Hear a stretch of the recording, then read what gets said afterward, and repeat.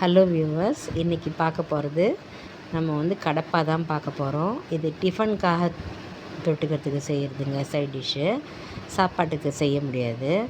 இதுக்கு தேவையான பொருள்லாம் என்னென்னா, வெங்காயம் ஒரு 2, தக்காளி 1, உருளைக்கிழங்கு ஒரு 2, பச்சை மிளகாய் ஒரு 6, இஞ்சி பூண்டு விழுது ஒரு ஸ்பூன் எடுத்துக்கோங்க.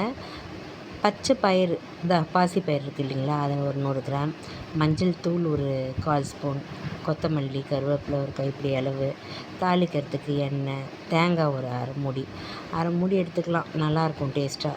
இப்போ என்ன பண்ணுங்கள், பாசி பயிரை நல்ல வாசனை, பச்சை வாசனை போகிற மாதிரி நல்லா வறுத்துக்குங்க. வறுத்து போட்டிங்கன்னா டேஸ்ட்டாக இருக்கும். அதனால் வெறும் கடாயில் வறுத்துக்குங்க. வச்சுட்டு அதுக்கப்புறம் வந்து குக்கரில் அது கூடயே வந்து மஞ்சப்பொடி, உருளைக்கிழங்கு ஒரு 2 பச்சை மிளகாய் போட்டு நல்லா வேக வச்சுருங்க. 3 விசில் வைங்க. 3 விசில் வச்சு வேக வச்சுருங்க. அப்புறம் வெறும் கடாயில் வந்து என்ன செய்யுங்க, ஒரு குழம்பு கரண்டி அளவுக்கு எண்ணெய் அதை ஊற்றுங்க. அதை வந்து ஊற்றிட்டு ரொம்பவும் ஊற்றணும்னு அவசியம் கிடையாது.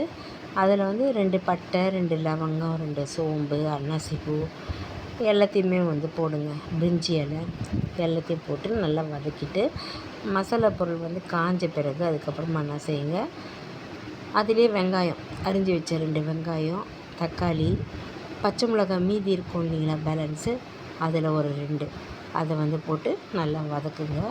வதக்கிட்டு அதுக்கப்புறமா 2 கருவேப்பிலையும் போடுங்க. மஞ்சத்தூள் வந்து இதில் ஒரு சொட்டு போடுங்க.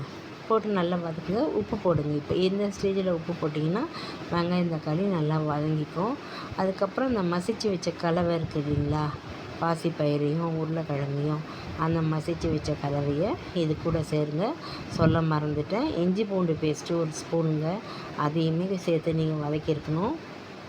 எல்லாமே பச்சை வாசனை போன பிறகு அந்த மசிச்ச கலவையை இதில் சேர்த்து கொதிக்க விடுங்க. என்ன ஒன்று, பச்சை பருப்பு கொஞ்சம் திக்காயிட போது கொஞ்சம் தண்ணி, ஒரு அரை டம்ளர் தண்ணி ஊற்றி அதை கொஞ்சம் லிக்விடாகவே வைங்க. இப்போ தேங்காயும் அந்த மீதி இருக்க அந்த 2 பச்சை மிளகாய் கொஞ்சம் கசகசா சேர்த்து அதை அரைச்சி அதில் சேர்த்துக்குங்க. இப்போ வந்து அதை வந்து என்ன செய்யுங்க, லாஸ்ட்டில் அதையும் எடுத்து ஊற்றிடுங்க. ஊற்றிட்டு ஒரு கொதிக்கும்போது அப்போ வந்து கொத்தமல்லி தூவி பரிமாறிக்குங்க. ரொம்ப டேஸ்ட்டாக இருக்கும். இட்லி, தோசை, பூரி, சப்பாத்தி இதுக்கு ரொம்ப நல்லா இருக்குங்க. தேங்க்யூ ஃபார் வாட்சிங்.